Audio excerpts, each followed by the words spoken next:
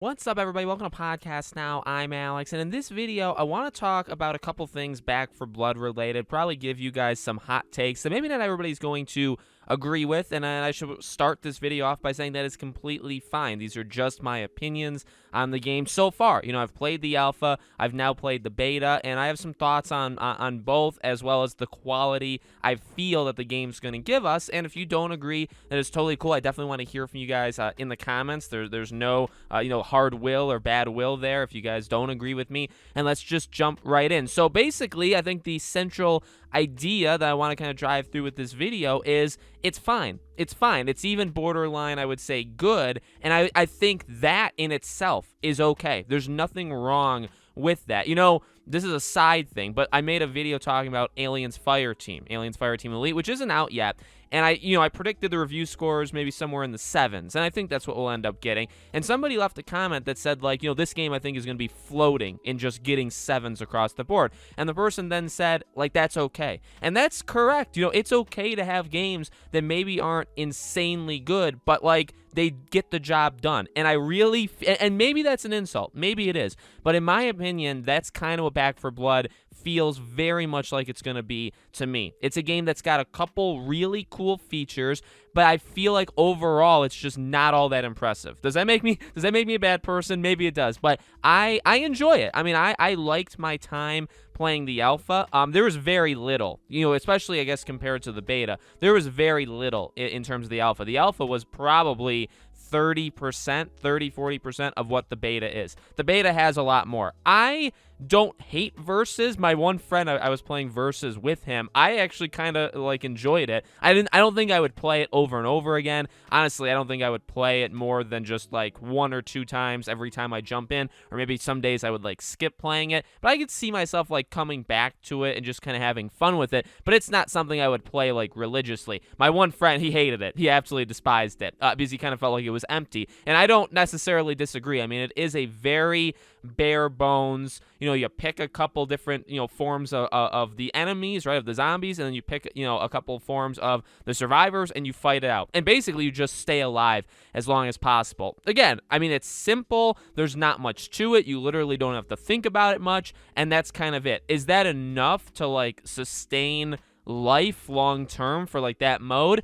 No, I don't think so. But again, like, that's it. That's what I'm trying to get through, I guess, with this video. What I'm trying to say is I don't really care. You know what I mean? Like, it's there. It's not great. I don't think it's horrible, though. It's somewhere in the middle, and that's fine. That's fine. In terms of the campaign, same thing. I mean, I don't think it's ever going to live up to Left 4 Dead, and I feel like that's maybe what people are going to go into it thinking is, well, Alex, as long as it's, like, somewhat close to Left 4 Dead, I'm fine. And I would say, I mean, it kind of is. I mean, actually, well, it's very, very much influenced by Left 4 Dead, and it's basically a Left 4 Dead, carbon copy, because it's the same people that made Left 4 Dead. I just don't see... Like, well, I don't know. I was never the big... Like, I played both Left 4 Dead games back even when they came out. I would go to my friend's house, and he had both of them, and we would play them all the time.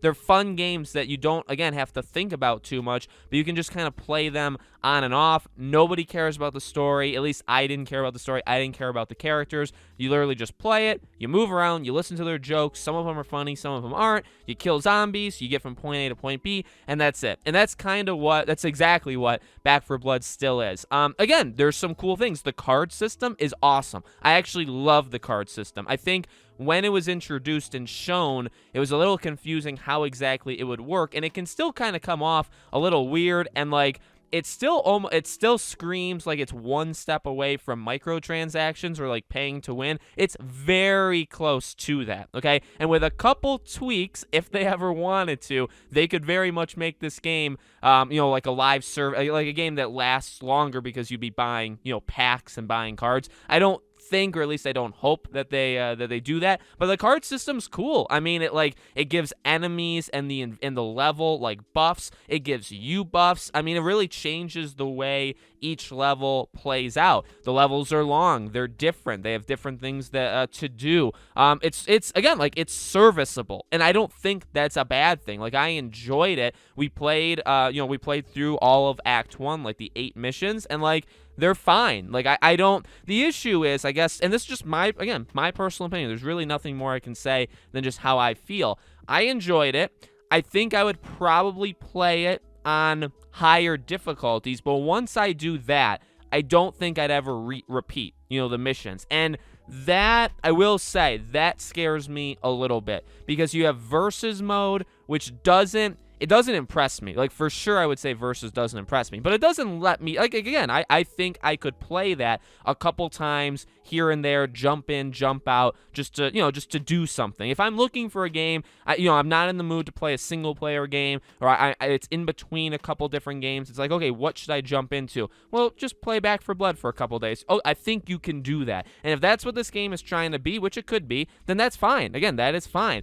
So, like, versus is kind of in that area. In terms of the campaign, again, like, I feel like obviously I would play all the acts, all the missions. I do feel like I would do that, and I would probably experiment to try to do them on the different levels. But where I'm at, maybe just in my life, or like what I'm into, what I'm not into, I don't think I'd replay them. So, like, I played just in my first kind of run, right? I played Act 1, all of it, on the easiest difficulty. Would I try it on the next one where there's friendly fire? Yes. Would I try it on the one even higher than that? Yeah, probably. But after I do that, I don't see myself ever playing that act again. And then once I do it for Act 2, once I do it for all of these, I don't think I'd replay it. Even though, like, again, I just, talked up the card system is cool, and it changes things. But I don't think it's going to change things that much. I don't think it's going to give me a reason that is that important to replay those missions. So, again, I'm not upset. Like, that's the thing, because people are going to say, like, oh, you're hating on it. Here comes Alex the hater. He hates on literally everything. That's just a flat out lie, firstly, for those that actually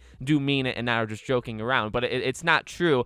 This is a game that, like, I care about. I want it to be good. I'm getting it day one. But here's the thing, and here's ultimately what helps the game out, is, like, I'm going to get on Game Pass. I don't see a single reason for someone like me, someone like me. I have a PS5, but I also have an Xbox One, and the game is on Game Pass. I have Game Pass. Why would I spend $60 on a game that I'm basically admitting that I'll play here and there, but this is not going to be a game I play, nonstop for weeks or months on end. It's just not. It's just not going to happen. And so why would I pay $60? So maybe that hurts the game. I don't know how much Microsoft's given them, to allow this game on Game Pass, but maybe that hurts them. Maybe it helps them. Maybe you see this game do incredible, insane on Game Pass. And honestly, again, I hope it does. But that's where I stand. This is it's a serviceable game. It's a fine game. And yes, the full game is not out yet. But I'll be honest, from what we've got in the alpha, what we have in the beta, and people are even saying it online, like, in terms of mechanics, very little has changed between alpha and beta. So, like, this is what the game is.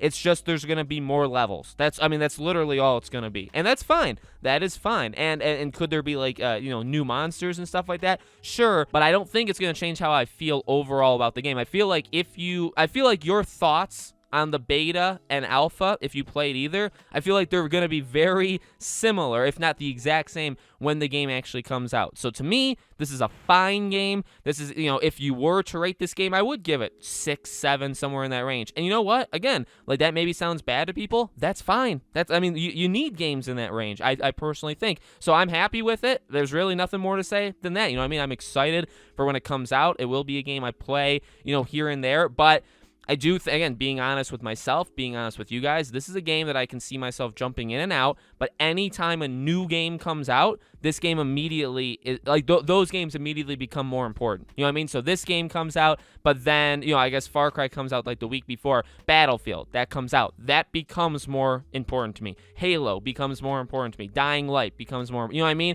All of that. And I don't think that's a bad thing. So let me know what you guys think in the comments below. Make sure, as always, you guys are subscribed to the channel. Hit the bell icon so you guys know when all these videos go up. If you guys want to follow me on any of my social media accounts, I have a Twitter, I have a second channel, we have a Patreon and YouTube membership. If you guys want to check those out, all the links for those are in the description below. Thank you guys for watching, and I'll see you all on the next video.